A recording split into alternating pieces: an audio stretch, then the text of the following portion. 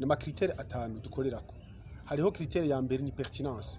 Projet iri pertinent mu gihe ifasha mu gutorera inyishu ikibazo kiba kihari.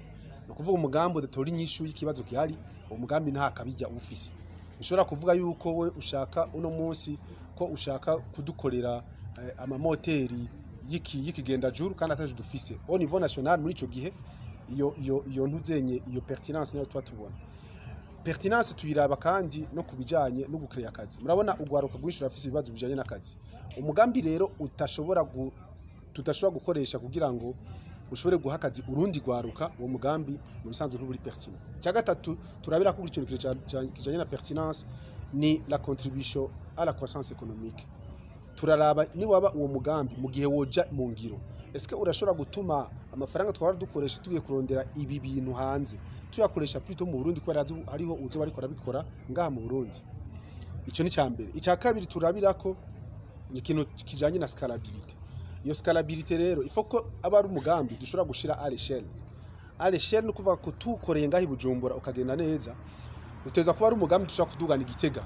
Dushobora kujana Ingozi, tukajana muri Tanzania ahantu hose.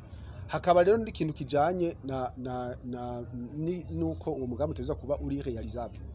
Hariho nk'umujene yigeze kuzana umugambi wari innova avuga yuko ashaka kubaka un tramway ngahi Bujumbura.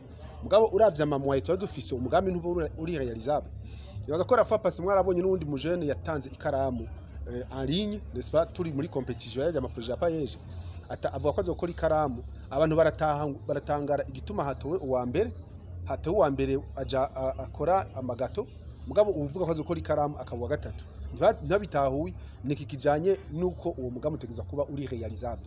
Kuko kugira ngo ukore ikintu cyari cyose utiza kuba ufise non seulement ubushobozi ubumenyi mugabo ukabufise n'amamwaye dushobora kuba dukenera kugira umugambi uje mu ngiro akaba hari.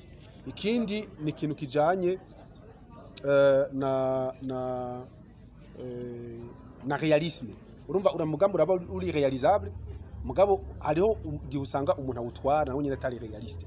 Ugasanga umujene mu bisanzwe ivyo avuga ntibijanye n'ivyo turiko turarondera mu bisanzwe kugira ngo umugambi ushobore kuja mu ngiro. Mu bisanzwe rero nayo makriteri atanu d'evaluation dukorera ko kugira ngo dushobore gucagura ama projet aya nariye. Innovation, akabijya dushobora kukaronkera soit kubijanye nuko umugambi aba ari mushasha cyangwa kureponda ku bibazo dusanzwe dufise cyangwa kufasha mu igihugu mu kugira gitere imbere.